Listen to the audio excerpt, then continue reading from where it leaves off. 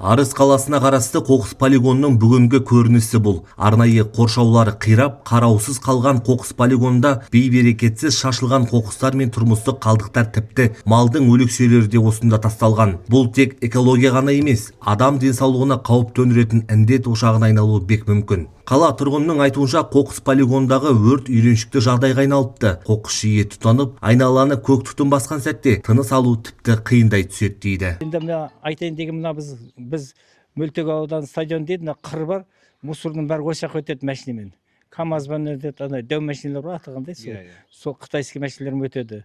Сол өтіп мына төбеде өртенеді. Содан ол сасиды, сасыған ауа бізге келеді.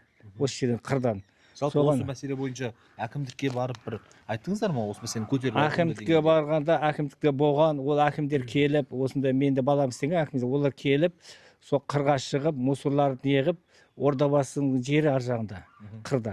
Оған айтып, сөйтіп тазалық жұмыстар жүргізген түн. Сөйтіп сүйірге қазған шұңқырларды, сөйтіп соғы бекіткен дәл қазір. Қазірде енді кейбір кезде бұяқта шлагбаум жоқ, машиналар өтіп кетеді соғыға.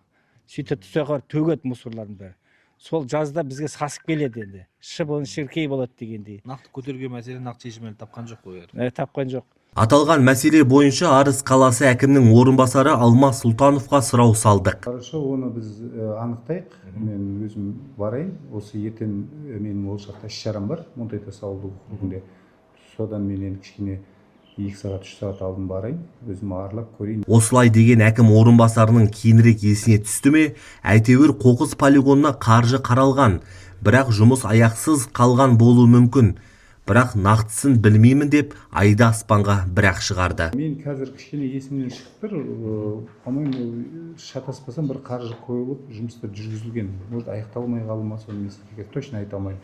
Осылайша сасқан үйрек артымен сүңгүйдінің кейпін киген білдей бір әкім орынбасары мәселені бақылауға алатын болып шешті. Жалпы қоршау болу керек қой полигонда, Иә, болу керек. Енді қоршау жоқ болса, қазір ауыл әкімімен сөйлесеміз. Если может, тапсырма беремін, бізге қарай сессияға қаржы сұрасын, қоршауын камера қойып па.